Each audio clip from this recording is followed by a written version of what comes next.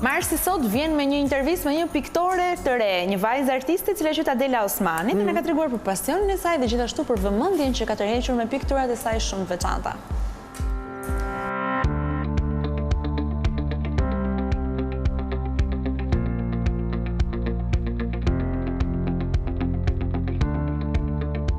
Mirëmëngjes të dashur teleshikues, ditën e sotme do të tregojmë historinë e një vajze të re që është piktore dhe shumë e talentuar. Ajo ka tërhequr vëmendjen e të gjithëve me pikturat e saj. Për më shumë le ta prezantojmë Adela Osmani. Mirëmëngjes. Mirëmëngjes. Shumë faleminderit që pranova ftesën tonë. Faleminderit ju.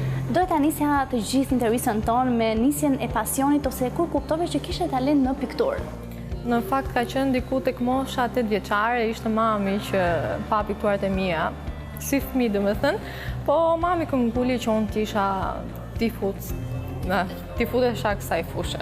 Më trego pak çfarë pikturoj në fillim, a i ke ruajtur pikturat e para?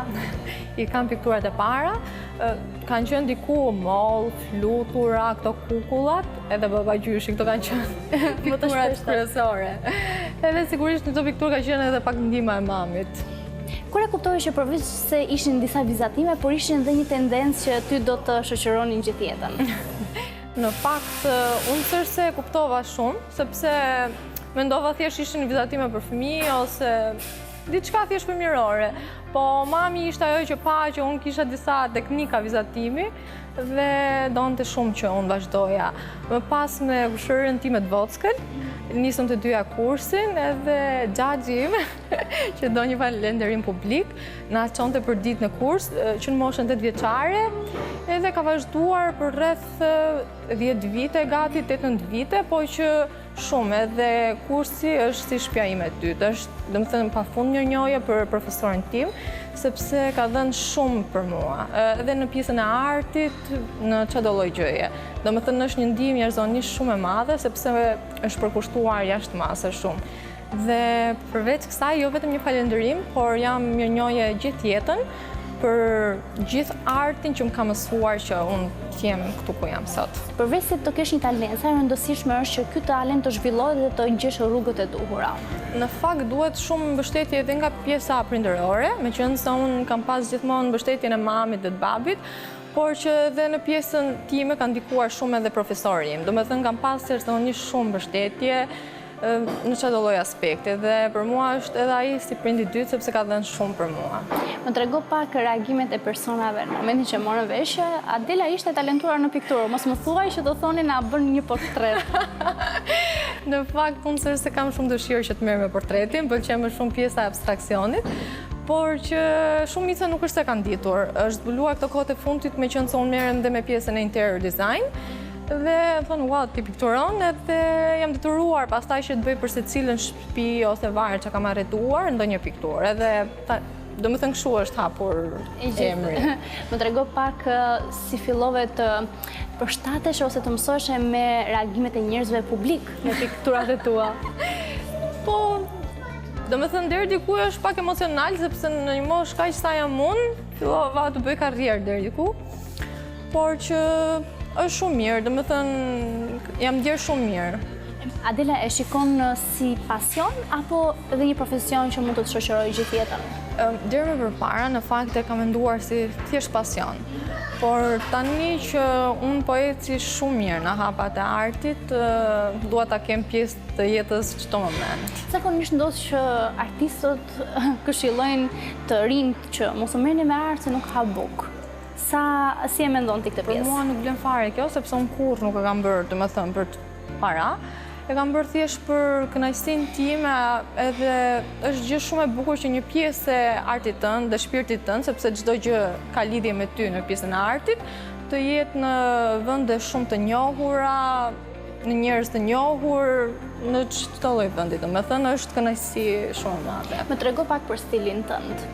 Më pëlqen shumë abstraksioni. Domethënë aty i nxjerr gjitha, qoftë gëzim, hitërim, lumturi, mundohem t'i bëj gjitha në stilin tim. Sa piktura mund të ketë Adela në shtëpi, që i ka bërë vetëm për veten e saj? Në fakt gjitha punimet e mia që kur kam nisur, domethënë në moshën 8 vjeçare, deri tani nuk kam ndërmend fare t'i jap sepse janë çdo gjë pjesë e habit nga domethënë deri në moshën më të vockël, që 8 vjeçare deri tani janë kujtimet e mia që do më zgjasin domethënë gjithë jetën dhe kur nuk do t'i jap. Janë diku ndoshta tek 50 cop. 50 cop. Je kritike apo je një person që, këtë gjë e kam bërë shumë bukur, këtë pikturë e kam bërë shumë bukur, por që mund ta bëj disi më mirë. Je mbështetëse domethënë. Jam deri diku mbështetëse, nuk më pëlqen që të jem shumë kritike. Më pëlqen që të bëj tjera, Kush është më kritik nga prindrit? Të dy, po babin e kam edhe pjesë të frymëzimit, në fakt se babi pëlqen shumë lulet edhe kur punojnë darkë, domethënë babin e kam gjithkohë, si e shiko këtë ngjyrën ose kështu edhe. Është një ndihmës shumë e mirë e imi. Më trego pak për kërkesat që ke pasur gjatë kësaj kohe, kërkesa ndoshta më të çuditshme që të kanë ardhur? Jo, të çuditshme deri tani nuk kam pasur. Në fakt, çdo kush më ka lënë në dorë për pjesën e abstraktit ose pjesën e ngjyrave dhe deri tani s'kam pasur asnjë problem apo ndonjë gjë që të shkoj keq. Çdo gjë e kam pasur shumë mirë. Doja të ndalesha pak tek piktura që kemi për sot, që keni përzgjedhur për ne, të bëj një koment të shkurtër. E nisim me lulen që është ngjyrë blu. Po, atëherë ajo është zambakuj. Kam zgjedhur pjesën e goldit me qenë se hyn te kjo pjesa luksoze dhe më pëlqen domethënë në shtëpiat që kanë shumë punim goldi, do shkonte shumë. Dhe kam punuar me blu me qenë se mua ngjyra blu është më e preferuara ime dhe në çdo pikturë pak a shumë bluja është kryesore. Më trego pak sa kohë të ka marrë dhe sa e vështirë është si teknikë? Në fakt, si teknikë është shumë e vështirë, pasi do shumë për kujdesje dhe nëse rrjedh boja, domethënë prishet komplet piktura.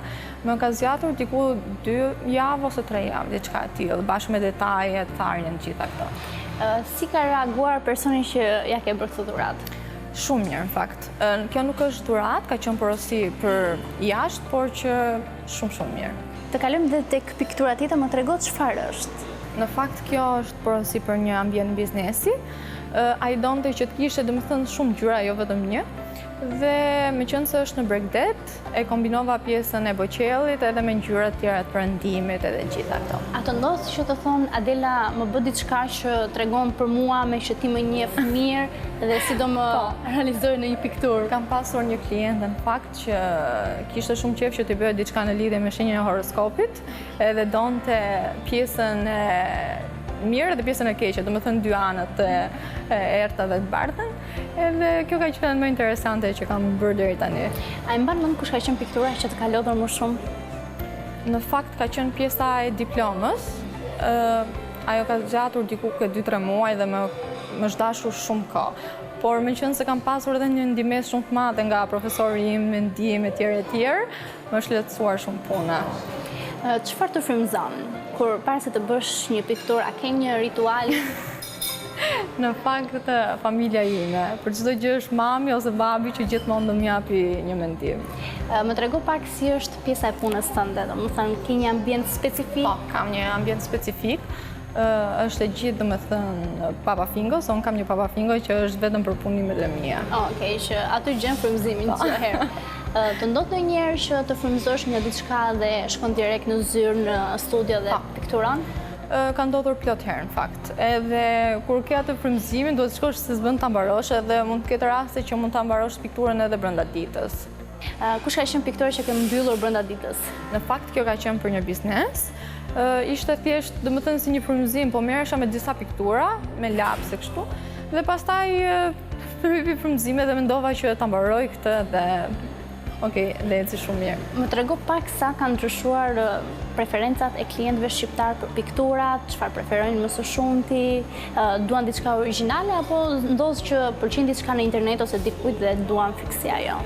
Në fakt, mua nuk pëlqen fare që të merrem me diçka konkrete në internet, kur mund të jetë një artist tjetër dhe nuk më takon mua fare që të vjet punën. Por që ato që kam rastisur deri tani kanë qenë klient shumë të mirë që ma kanë lënë çdo gjë mua në dorë dhe çfarëdo që kam bërë kur nuk kam marrë asnjë fjalë të keqe. Adela, më trego pak ku e shikon veten pas 5 vitesh? Tani kjo është pak e vështirë në fakt të përgjigjem, por që mund të jem dhe brenda vendit, por edhe jashtë, sepse kam projekte akoma dhe më të mëdha, por që një herë tjetër kur të jem e ftuar do të jem që të jem të gjitha. I lëm surprizë. Më trego pak kush është personi për cilën ti je mirënjohës për çdo gjë që të ka ndihmuar. Në fakt janë prindërit e mi. këtu do prekem çik, po prindërit e mi nga që më kanë mundësuar gjithmonë çdo gjë dhe kam pas mbështetim më të madhe. Përveç prindërve është dhe profesori im, sepse ka dhënë shumë për mua. Sa e rëndësishme është për një fëmijë të rritet në karrierë kur ka mbështetjen e prindërve? Është çdo gjë, sepse ka fëmijë që nuk e kanë fare mbështetjen dhe mund të bëjnë një profesion që nuk e duan fare. Ndërsa unë kam pasur fatin që familja ime, jo vetëm mami dhe babi, po dhe motra të vllai, që kanë qenë kudo për çdo gjë që kam dashur. Dua ta mbyll intervistën me pyetjen se si janë mëngjeset e Adelës. Në fakt, si fillim, do marr një kafe që të zgjohem. Zgjohesh herët apo vonë? Përgjithsisht vonë. Okej. Është problem se unë Kjo është për gjithë artistët në fakt. Edhe babi më thotë gjithmonë, ju artistët jeni pak çuditshëm. Po që pas kësaj jam gjithkohës në shkollë, sepse vazhdoj për interior, dhe pas kësaj jam për pikturë. Adela, unë të falenderoj shumë për këtë intervistë kaq të këndshme. Faleminderit, ju dhe ishe shumë kënaqësi.